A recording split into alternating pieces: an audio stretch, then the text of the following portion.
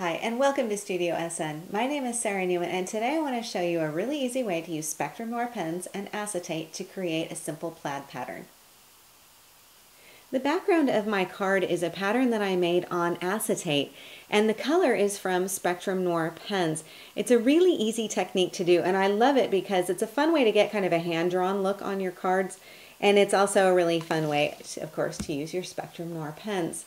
So let me show you how I've done this and the supplies that I need. First of all, I need some acetate, and the acetate that I'm using is from Crafter's Companion, and this is their heat-resistant acetate. You get some nice big sheets in there, and it's heat-resistant because you can stamp and heat emboss on it. Of course, we're not going to be doing that, but it's still a really nice weight of acetate to use, so I pretty much use that for all of my acetate stuff.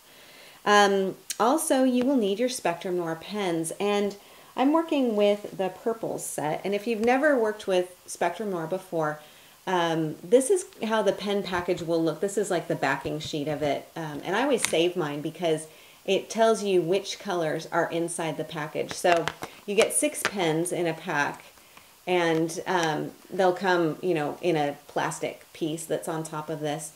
So this is the purples set.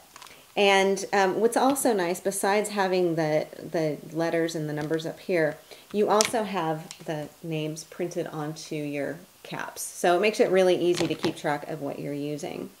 So those are the things that I'm going to use to create my background. So first I'm going to get just a piece of white paper so you can see a little bit better. I've cut a piece of acetate that is a little bit bigger than the piece that I'm using on my card, and that's just so I have a little bit of extra as I'm working with this.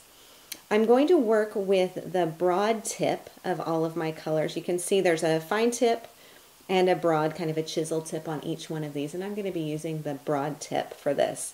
Now what I could do is simply freehand a plaid. I could just start drawing across on here and then turn it and draw the other way. I don't know about you, but I will do really well with that approach until I get to the very end, and then something will go wrong. So instead, I'm going to bring in a piece of lined notebook paper, and I'm going to use this as my guide for drawing my lines.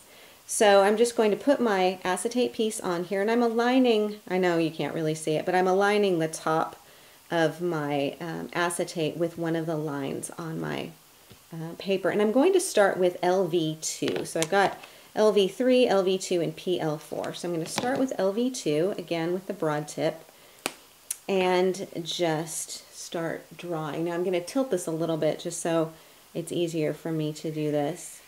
I'm just following the lines on my lined paper, and I'm going to go off the edge like that, and that just gives me a kind of a smoother finish.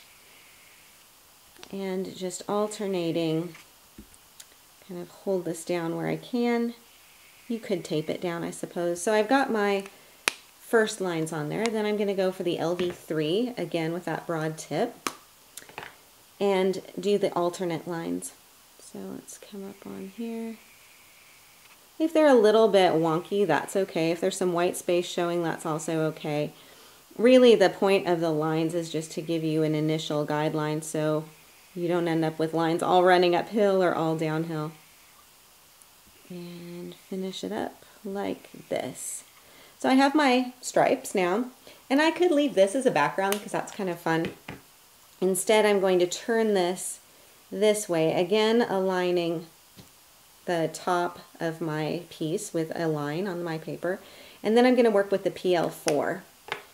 And for this, I'm going to come across, and again, kind of doing every other line, and go off the sides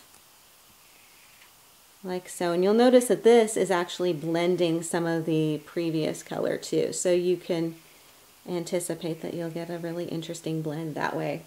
And then I have my plaid paper all ready, set to go, and I do need to let this kind of dry. Even though the alcohol pens dry almost immediately onto the acetate, it still does take, a second or two before you really want to touch it. So I'm going to scoot that aside and bring in this piece that I've already done my plaid on, because I want to show you another little trick. I'll bring in my my original card. And you'll notice that I have 4 brads in the corners here. And people always ask me, you know, do you measure to get the precise placement on those? And I do not measure. I hardly ever measure, and certainly not for that. But here's my trick. If I know I want them in all 4 corners, I'm going to take this piece and I'm going to roll it. So I'm not creasing it like this. I'm just kind of rolling it, and I'm going to align the 2 corners. So like this. And then I'm going to take my, I think this is a 1/16 inch hole punch,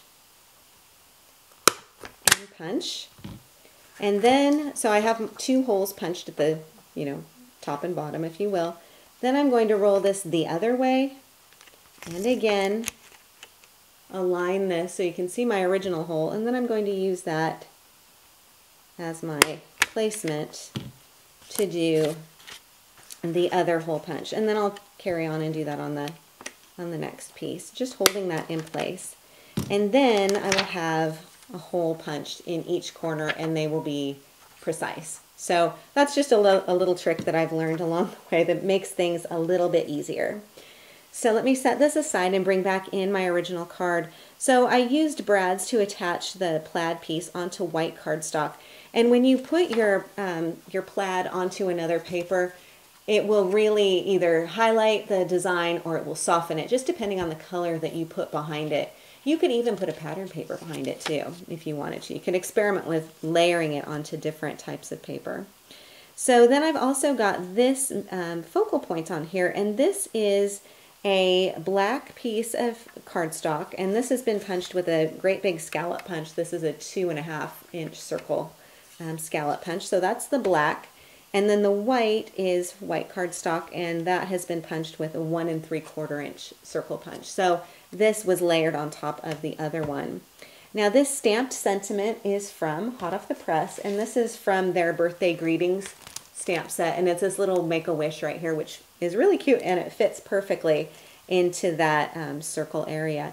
And then I also colored in just a little bit onto that word wish with the LV2, using the fine tip of the pen instead of the chisel tip for that.